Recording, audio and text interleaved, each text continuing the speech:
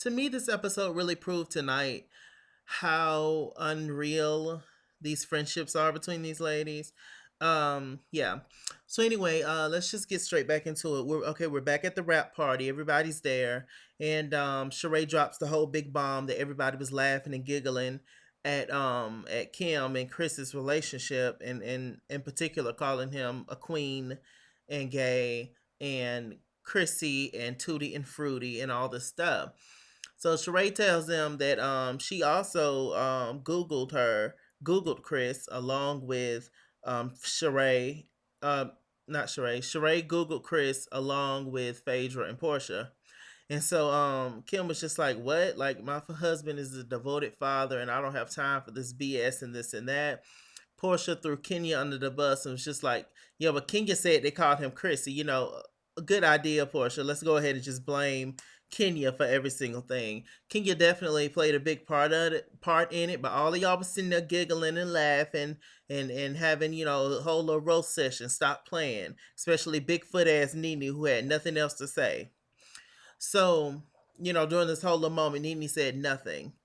So and Cynthia didn't either, her scary ass. So they was having that whole thing, and Kim, she eventually, she uses her old line, "Oh, I'm getting tired, I gotta get up and leave, I gotta get up in the morning, yada yada." Bitch, everybody gotta get up in the morning, we all on the same trip, but if there's a schedule, we all gotta follow it, right? So she, that's her excuse to get on up on the dance floor and skedaddle on to the bedroom, my god.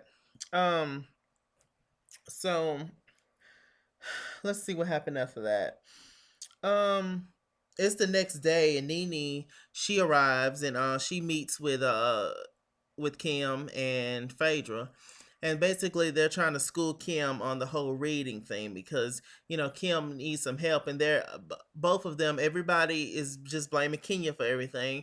Kenya, she's this, she's that, and Kenya did it all. Kenya made them say and react the way that they wanted to, or whatever. So they're talking, and basically they're trying to teach Kim how to read. So Phaedra plays Kenya, of course, and Nene plays Kim.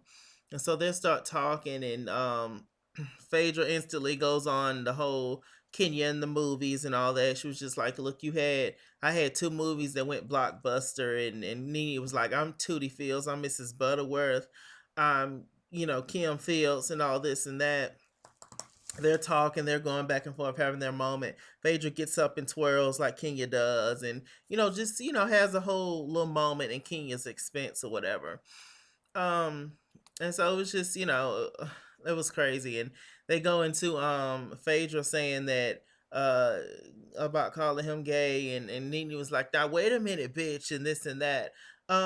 There was funny parts in that, but it wasn't like all that funny to me.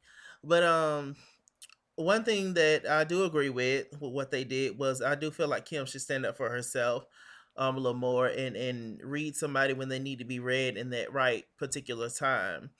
But basically they did the whole scene. She's sitting there laughing and giggling, but she is gonna do what she wanna do anyway. She's all about class and this and that, and she's gonna be grown and this and that, and yada yada yada to yada to yada. So anyway, she ends up calling Chrissy on the phone, and they're talking, and he's, I don't know, tap dancing, I guess, according to Nene. And they're talking, and she was just like, she basically told him that the girls thought that he was a queen, and he was like, you know what? A good friend told me that when they Google you, you got them shook. I'm like, child, whatever. So they're talking, and she goes into the Bible verses. "I'm not gonna read them or get dirty or do anything like that. I'm gonna do it my way." And this, okay, Kim. Child, if Kim come back for this next season, oh, I don't know. Some people it's just not meant for reality television. I swear, it's just, my God. I appreciate her for who she is and what she stands for. And in real life, in actual real life, I think she's amazing. But on a reality show, no. This is about Ratchet TV and doing what you got to do for them coins. You obviously needed them coins as to why you signed up for this show. Let's keep it real. Something was running dry, my God, like the desert. So act accordingly or hit the road, Jack. Okay? All right. So let's see. We scoot on over to Candy them. Candy and the other OL, well, Candy and the OLGs, Aunt Bertha, Aunt Nora, and Mama Joyce. Todd is basically auditioning chefs to, basically be the cook or whatever for the restaurant. And they just, they want Aunt Bertha's and all them recipes, but they just kind of oversee this and, just be the face or whatever while everybody else do the work because they're older. So they're sitting and talking, and everybody knows that Aunt Bertha is the hardest to please, according to Candy, and she is was the one that was a little bit skeptical about the whole restaurant, especially the name. Old Lady Gangs, I think, is a terrible name for the name of the restaurant. How is that appealing to people? Like how? It's just funny. You would think that it was like a comedy show or something, like Old Lady Games as a restaurant title. No, they don't sound like they got good food there. Sound like they just got damn uh uh teeth in a cup and ointment and shit. Like I don't know. But anyway, so they're talking and Aunt Bertha don't like nothing and Candy was just like, Aunt Bertha, you like her? Aunt Bertha was just like, no, baby, I don't like that. I don't like salmon, baby. No, baby, I don't like that, baby. No. Well, do you like the chicken? No, it ain't crispy enough. Well, Todd, but would you leave it outside or bring it into Aunt Bertha's kitchen? It will stay outside, baby. You like I don't like chicken. You want a soda? I don't like soda. You like water? I don't do water, baby. And so, they're just talking and Aunt Bertha's shooting everything down. But long story short, she's in it for the long run. She's gonna dip it and do it and, collect them Tucker checks. Hopefully they get signed and whatever. So moving on from that. All right, they go to this little famous waterfall in Jamaica. Welcome to Jamaica. I forgot what it's called. And Kenya's done it before, apparently, because she's talking to Matt about it. And basically you go up this waterfall. It's just like a whole little activity. You walk up the waterfall, try not to fall on those rocks and die. And I wouldn't know that it looked very unsafe to me, but maybe it wasn't. But anyway, Kenya and Matt is up the hill first. Of course, Kenya's very competitive. She's gonna make everything a competition. And so Cynthia was just like, this could have been a real bonding experience, but Kenya decided to make it into a competition. Are you surprised? And they go up the hill, and Kenya and Matt is just chilling. He's a fitness guy too, so it was nothing for them to do that little obstacle course. So y'all do that. Then later on, they all go and eat jerk chicken. And Matt has definitely warmed up to the guys. They warmed up to him, so that's good to see. So they all advised. Everybody gave Kim some advice, and Nene decided to bring it up, and it felt like Kim and Kenya should talk for the sake of the group. But I don't see what it mattered. Who cares? Like y'all all are just gonna shade each other anyway. Like it doesn't matter. But anyway, Kim decided she was just like, "Look, thanks for giving me the floor, Kenya." Kenya was being quiet when she was speaking, and she was just like, "Look, you're not gonna disrespect me or my family or any of that, and that's not gonna happen." Kenya was just like, "Well, I'm glad that you finally have your own voice." Cynthia was just like, "Stop, wait, hold it, stop the press, because your breath ain't fresh." She was just like, "This is how things happen between y'all." And because you don't you'll disrespect her first, and then she disrespects you, and back and forth, and you're not gonna get anything solved with that. So Kenya was just like, look, we're just indifferent. We have different views. We relate to different things. We just have two totally different personalities.